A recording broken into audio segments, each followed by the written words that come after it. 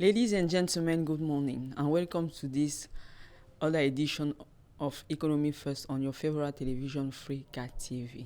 Today we will talk about the ultimatum of Ghana and Ivory Coast on the cocoa price increase. And to know more about it, we have our expert on this set who will bring us some clarifications. Good morning, Mr. Yam Timba. Good morning. You are economist. They say that. Okay. Thank you for honoring us with your presence on this Economy First set. Thank you so much. Ghana and Ivory Coast issued an ultimatum to cocoa buyers on June 12. They suspend sale of the 2020 and 2021 crop if it is not paid at least to $2,600 per ton or 1,550,800 CFA francs. The recent alliance of the two cocoa giants, which accounts for more than 60% of world production, or Ivory Coast 2.1 million tons per year and Ghana 900,000 tons per year, is a major asset. Ghana and Ivory Coast have long acted as competitors. They encouraged smuggling across the border as soon as they could by bringing price differences to bear on the producer. Since then, the two brothers who were enemies of cocoa have finally collaborated. They have committed themselves to harmonize their cocoa marketing policies. My first question, Mr. Yam Timba, does the market context also favor obtaining the floor price asked by Ivory Coast and Ghana? This is not the most important thing in what is happening. The most important thing in what's happening is that for the first time, we have, or in economic matter, we have two African countries that have decided to collaborate so as to master the market indicators and parameters, and then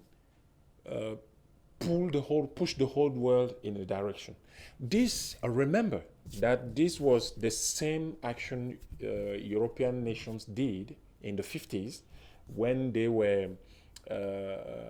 decided to create the first union in Europe. It was an economic union around natural resources, and this led to what we call today European Union. So this is the most important thing we can figure out. If Cameroon and all other cocoa and coffee producers can join Ivory Coast and Ghana, I think we will have something that will be comparable to what happened in 1973 with oil. So that's something very interesting. But is there anything that favored this decision? There always have been something that could favor such a decision. I'm quite astonished. I cannot understand why African countries can produce something that our own people don't consume. Less than 3% of cocoa and coffee produced is consumed in Africa. If you go in Ghana and Ivory Coast, in Cameroon, in all other countries, sometimes it is less than 0.5%. In Cameroon, for example, it's less than 0.5%. Out of 200,000 tons in Cameroon, for example, the local consumption was only 5,000 tons. That's exactly 0.25%. Why do we produce this thing we don't consume? So, but it can be a competitive advantage to produce such products, so as to tell people to earn foreign to earn money from the outside, and then use it to fund infrastructure in our countries. But I think the market has always given this opportunity for African countries to decide. We cannot produce here and then it is decided in London or Chicago. This is not fair, and it is something terrible for our producers. And the other thing is that even that price of $2,600 per ton is still very low, because actually we are going from $1,000 to $2,600. When we were at $1,000, the producers account for only 2% of the economy of the cocoa cocoa economy, 2.6. So 2.2%. If we go to $2,600, we said, okay, we can account now for 5%. It's still very low. You cannot be the one producing cocoa and you earn only 5% of the whole cocoa economy. I think that the problem is that chocolate is not in our culture. That's another serious problem. But this is what we should do. We don't account. It is we are in economy, so there are only 3 ways possible with this cocoa. We don't. It's not something that culturally we consume. So don't do it, because if you take 1 hectare of land, you produce cocoa, you will just have you have your first production after 4 to 5 years. And you will have only between 1 and 2 tons per hectare. If you produce yam, for example, you will have your first production the same year after 9 months. And in 1 hectare of land, you will have between 30 and 60 tons. And 1 ton of yam may bring in as income, if you sell 1 kilogram to 200 CFA francs, and I know it won't cost that much. It will cost much more, around 1,000 to have 1 kilo of yams. It will cost 1,000. Let's take the accrual. It's 1,000 francs. So you will have for every ton 1 million. And for 1 hectare, you have to multiply this million by 30. So in 1 hectare of land, if you produce yam, you have 30 million CFA francs. Why do you produce something that in 1 hectare will bring you only between $2,600, something around 1,800,000? Why do you produce this? Economically, it's not viable. It's not something that we should do. And we have 1.5 billion people to feed.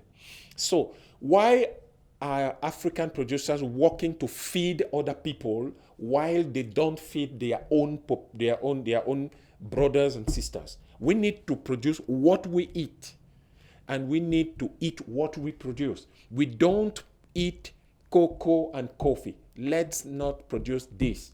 That's the first way. And we can produce yam or plantain or cassava because we eat this. The second way, the second assumption that we can have is, okay, anyway, it is a competitive advantage. Other people need cocoa and coffee. So let's produce it. But we need to have a fair price. So for me, my opinion, economically, we need to secure at least 20% of the cocoa economy at that level. So the cocoa should be bought between it should be bought between 1 ton, should be bought between $5,000 and $10,000. If you cannot buy it like that at that level, then you leave it. Buy it at $5,000 at least or not, because we need to make sure that our producers who are when you produce cocoa, you can produce nothing else on that land. So what we need to do is to be sure that because these people have nothing to produce, then they will earn enough money to feed their family, to take care of them, to send people to school, to pay for health care and all these things. So that's the second way. The third way, or let's say the third thing that we can do that seems more interesting for me, is that these people who buy your cocoa don't eat cocoa. They eat chocolate or something else. So they need to transform it. In that way, then create plants in your country. And don't sell raw materials, sell transformed material. Why do those people don't think about industrial products? You cannot take a country like Cameroon. The only people who transformed cocoa until 5 years ago were people coming from outside. Cacao, Chococam, all these people. It is not serious. Now we have few handcraft people who are transforming cocoa, and we have the first plant, that is created. But let's be clear. Let's be clear. The volume of cocoa that will be transformed is very low, very, very low. So this is the first step. Let's make other ones, and we need to transform up to 90% of all coffee we produce in our countries. And then we should sell chocolate. We should sell all these products, byproducts that pharmaceutical industries need, that cosmetics industries need, that so many industries need, and that are produced from cocoa. Because people mostly see chocolate. But what brings more money is not chocolate. It's pharmaceutical products. It's all these products in your cosmetic products and all the products that you don't even imagine that have some cocoa byproducts as ingredients. For example, you have a lot of byproducts from cocoa used in the industry. So why don't we produce here? And that's what we should do. This third way is the best way. We create plants here. It's not so complex that our engineers cannot do that. You take students of any polytechnic school, of any industrial faculty in our country, you just give them 2 years or 3, so that those who are at the third year, within their 5th year, when they graduate as engineers, all they will do is to study how they can draft, how they can conceive a plant. It's not something that is so difficult to do, but we need to want to do it. Thank you so much. What margin of maneuver do these two countries have to impose their will? They don't need margin of maneuver, or they don't need to impose their will. They need to manage their countries. That's all. You just manage your country, that's all. And I gave you 3 possible ways to do it. The first thing, you let your people produce, or the first way, you let your people produce, then you buy, you sell to others. Okay, you do that. But please think about upgrading this price. The second way is you just stop. You say, we don't consume this thing. We earn more money with yams, with macabo, with taro, with potatoes. We do it. We stop this mess. The third thing is, okay, these people need the product and the byproducts. Then we create plants, we transform it up to 90% of all our production, and then we sell them these products, these industrial products. So they don't need to impose their will. They need to manage their countries.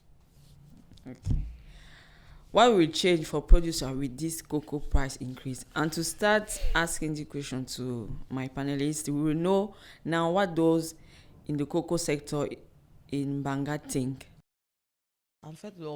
The increase in the price of cocoa already allows producers to live better, because the majority of people in our areas live of cocoa. It is through cocoa that they send their children to school, that they feed themselves, and that they also build houses. I think Ghana and Ivory Coast decide to bring the subject to the table because already the price of cocoa is going from bad to bad.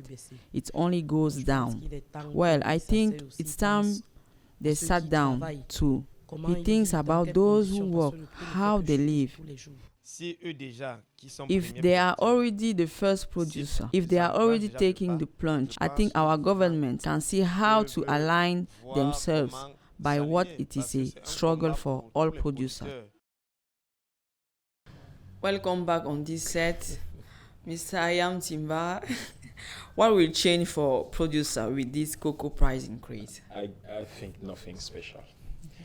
If the buyers are ready to pay $2,600, it is because they will take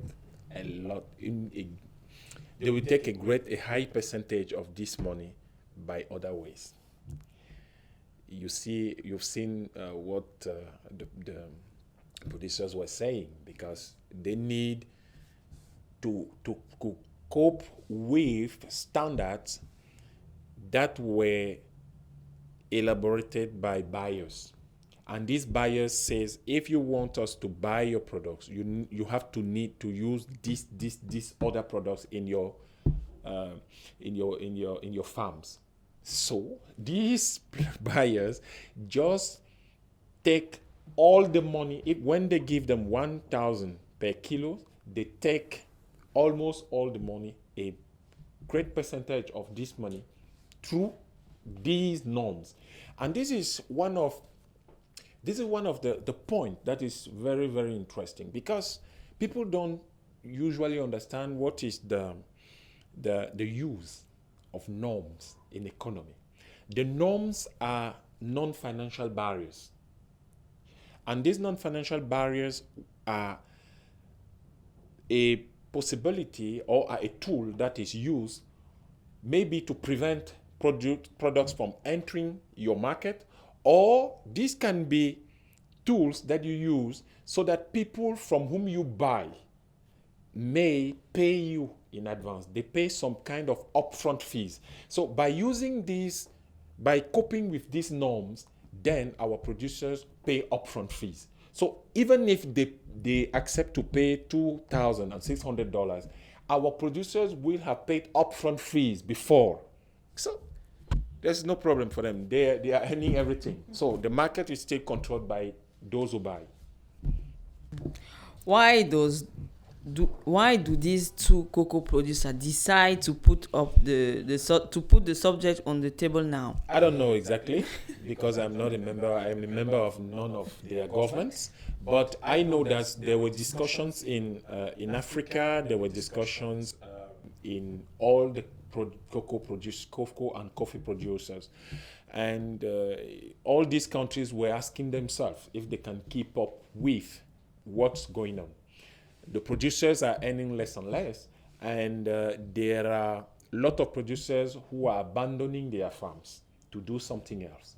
And there have been all these conflicts in Cameroon, in Ivory Coast, and now there's a conflict in Ghana. And all these situations have a serious impact on the production of cocoa. So, and in the other hand, these countries rely seriously on the income from cocoa. And they have discovered that they see that their income is lowering every year. So they are looking for a way to change this trend so that they can earn more money with what they offer in the international market. So I think these discussions, macroeconomic considerations and discussions in the governments of these countries have put them. I don't know if they have contacted the government of Cameroon too, but because I think Cameroon is the third producer in Africa. So I hope is that they are working hard in this way for the benefit of their countries, their producers. Thank you, Mr. Yamtimba, for this development. We move to the next question. What are the difficulties of the actors in the cocoa sector? We took to the cocoa farm in Banga, in the Mungu department, to get the opinion of its producer. To get even the money to maintain the field is not easy, since already when we bring out cocoa like that, the price first on the market, the price is really mediocre. We spend, that's when you see all the people we are with them. If you have to pay for the labor, it already goes up to 20,000 francs. Vous arrivez au marché, on vous parle de 850, 900. We leave the field with the fresh produce. We ferment for 5 days and then we take it out in the sun, dry it, go sell it at the market. On ne vit même pas bien. We mais don't c'est even difficile. live well. Pourquoi vivre avec les enfants fait It's seulement que difficult je cultive for me même to mon live champ even pour with my children. renforcer I just le have to cacao, parce que cultivate si my c'est nous que le field cacao, to ça ne peut pas strengthen. donner. Je veux que le gouvernement change. I want the government to change. Il fait It also qu'il- help il us nous because aide we are aussi, not parce getting qu'on ne out s'en sort of pas. it at all. Les produits sont aussi chers sur le marché. The products les are also engrais, expensive on ou the même market. les produits It's du too cacao, expensive. ça ne donne We pas, do c'est not trop get cher et away on ne s'en with sort it. pas. Nous avons un phénomène climatique qui You have a a, climatic phenomenon that changé. has changed après le phénomène everything. climatique de cette année, on a eu Last l'année year we passée had the l'arrivée arrival des of the chenilles caterpillars qui avait that aussi had also tout destroyed ravagé. everything. Et puis, And then the l'autre other incident major majeur de l'heure, incident of the moment, c'est la crise it is the anglophone qui English sévit crisis durement that ici is chez nous. hard to find here. Donc, So as we comme les call appelle them les the Zamba qui boys, traversent de l'autre côté he du Mungo crosses the pour faire other de side of the l'enlèvement Mungo des to make the producteurs. kidnapping Donc, chaque of the semaine, producers. minimum So 2 à 3 every personnes week, sont at kidnappées least et sont 2 relâchées to 3 qu'après people rançon. after ransom. Les nouveaux produits The qui new arrivent, products nous ne that savons pas are si les coming planteurs in seront à la today. portée We de don't ces know produits. if the Parce que growers comme, will be within les reach fabricants le of disent, these products because, Et je prends as un the petit cas. manufacturer say, Un produit, a un sachet 30 de gram 30 bag grammes today aujourd'hui that ne contient doesn't pas contain de metalaxyl, avec it minimum costs 900 at francs least le sachet. 900 francs a Or, le bag. Who planteur is moyen not prepared, qui who n'est may pas not préparé, have done any other celui qui training n'a to pas know fait how d'autres to save, formations, how to save, savoir how to comment do it in the épargner, agricultural comment chain. dans la So chaîne he will not là-dessus, get away il ne with va it. pas donc s'en sortir. Proposes that we lower the price so that the product come out easily and we take it as quickly. What are the difficulties of the actors in the cocoa sector? They have a lot of difficulties. The first difficulty is that there is a lot of work. I don't know if you have never been in a cocoa farm. A lot of work. Lot of work there, and they have to spend between 6 and 8 hours every day in their farms. And the other thing is that you invest, and you have to wait between 4 and 5 years before you see the first income. So I don't even understand why people engage in this thing. I don't know how you can engage in such a thing that you have to wait for 5 years, and you don't even eat this thing you are producing. So I don't understand. But anyway, it can be something interesting at the macroeconomic level for the country. So the government can push, can support, can bring training and all these grants to people so that they can produce cocoa. But there's a lot of work, and there are a lot of norms from the buyers to cope with. And most of the time, the other thing is that all these chemicals they use have impact on their health. People don't know that people eat their chocolate, they use their toilet, all the products they use every day, but they don't know that the producers, some are dying because of these chemicals they use every day in their cocoa farms. So there's a lot of work, and I really don't understand why people are involved in this business. How to boost the sale and production of cocoa. What the Secretary General of Fujimo in Banga thinks about these questions.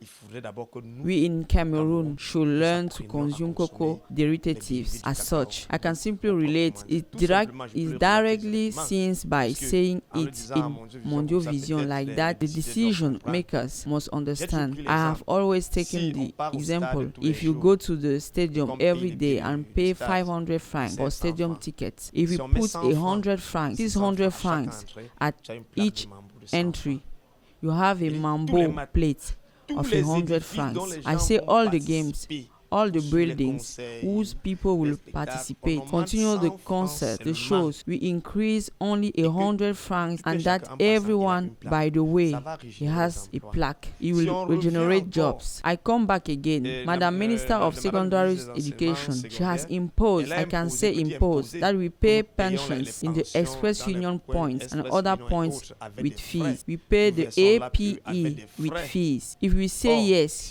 we are used to paying the EPA, because in our country, for example here, we Ailleurs, pay peut-être qu'on ne paye pas, parce que nous avions en EPE up charge to les 25,000 enseignants. francs. Si on If prend- we si on leave, décide we que dans decide toute la that République, in the tous les whole écoles republic, all the privées, schools, partout, on private s'assoit, schools, wherever apprend, we sit to learn, qu'on we donne un give a quota quota of de chocolate chocolat, that we qu'on alloue. allocate. Si on peut dire même que If 5 we 000 can francs par even enfant, say qu'il a that droit à 50 5,000 euros francs par an. per child, let's On put met it comme like ça. this. I Je assure vous you, assure, le the blanc ne va whites pas voir la one fève. won't even see a single bean. How to boost the sale and production of cocoa? Using one of the three ways I've said earlier.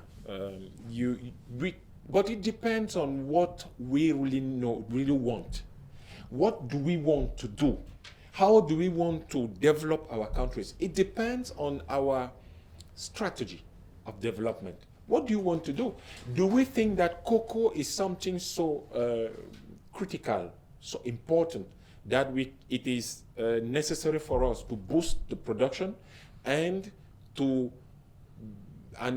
while we're doing this will bring more income for our country, or more economic development, more activity, and more income for producers and all these people involved in the chain of value? I don't know. But anyway, if we think this is how we picture it, this is how we view it, then we can boost it by grants.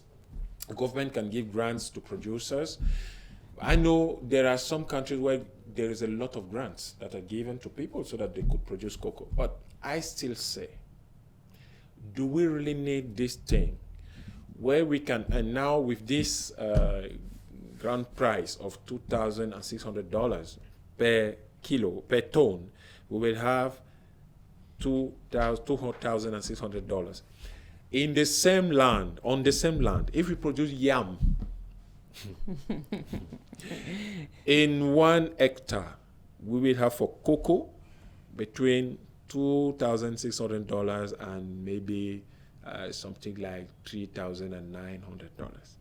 But if we produce yam that we eat, that 1.5 billion Africans eat, then you will earn, let me tell you, 30 times the same amount. So, I don't know why you are involved in a business where you earn 30 times less than what you can earn with another product. But anyway, it's a choice. People make their choice, or people sometimes are led in doing something because their grandparents were doing. But remember that the first cocoa farms, at least in Ghana, in Cameroon, or in Ivory Coast, were created not by Cameroonians, but by people who came here and find that these lands could produce good quality cocoa. So we're doing something that people oblige us to do. Why do we still do something that other people said you must do it? I'm just thinking about what I loved most in this earth: freedom. We need to have freedom of choice of what we want to do. And economy is based on two things: on freedom and confidence, trust. We need to freely decide to do something, and we need to trust people. And what I see in the economy of cocoa, there is no freedom, there is no trust. Thank you. We remind you that you are in the television channel Africa TV, Africa Seen Differently, and the program is Economy First. Mr. Yantimba, if the main buyers refuse these new prices or went low, what will Africa do with its cocoa? What I said earlier, just create plants, transform your cocoa. It's simple. Create plants, transform your cocoa. If Africans don't eat chocolate and don't want to consume chocolate, then use the byproducts. Look at this skin. You see this skin complexion? Every morning I use cocoa butter. You see how it's beautiful? You see how it's beautiful? That's what we can do. How to get Africans to consume their cocoa? I don't want to push people to consume one they don't like. For what? Because first thing, there's a lot of sugar in cocoa, in chocolate. A lot of sugar. Do you want to consume sugar? Sugar is the most important cause of cancer. Ask any doctor medical doctor, he will tell you that. So we need to reduce the consumption of sugar. If other people are delighted to eat sugar, okay, Thank up you. to them. But we need to reduce it here. So for me, let's change the way we do chocolate, because the way it is done with a lot of sugar, I don't think it's the same thing. I've seen someone doing it with milk, with honey. Maybe it can be better like that. But I don't think it's interesting to push African to eat chocolate. It's interesting to put African to eat less rice, less wheat, more yam, more cassava, more plantain, more macabo, more potatoes. Because these are things that Hilolombi, God, our first ancestor, the source of life, decided that will grow here. Let's eat what can grow here and what our ancestors were eating first. Then we will see if we can eat something else. There are many people who saying that chocolate give us intelligence. Yes, they will It's tell not you. true. They will tell you also that chocolate will give you so many other things. But let's first eat yams. That will give you more energy. Okay. Is it necessary to create industrial chocolate factories to advance? Is it up to the state to create these industries or to support individuals? If people in the world are willing to eat chocolate, let's give them chocolate, but make sure that it is sanitary, it's health friendly. Let's not do what everyone is doing. Let's be sure that the chocolate that will come from Africa will be best for our health and for the health of others. I think what is the problem in Africa since the 1980s is that we think that it is not the state, it's not up to our states to develop our countries. That's false, completely wrong. Because China is developed by the state. India is developed by the state. Russia have changed since Putin, thanks to their state. Brazil, even the US, the United States of America, all this, and even Europe was developed by their state because the slavery that went on, they were all supported by their states. So it is up to our states to create, develop, or sometimes partner with private promoters to develop these industries. We cannot say the private sector will develop the country. There is no way in this world where the private sector will develop any country. Because where people tell you, no, it's the private sector, ask them, what are the grants that the government is giving? Ask them, what are the research that the government is funding? Ask them, what are the norms that the government is putting in place so that they will prevent other products to enter their countries? Ask them,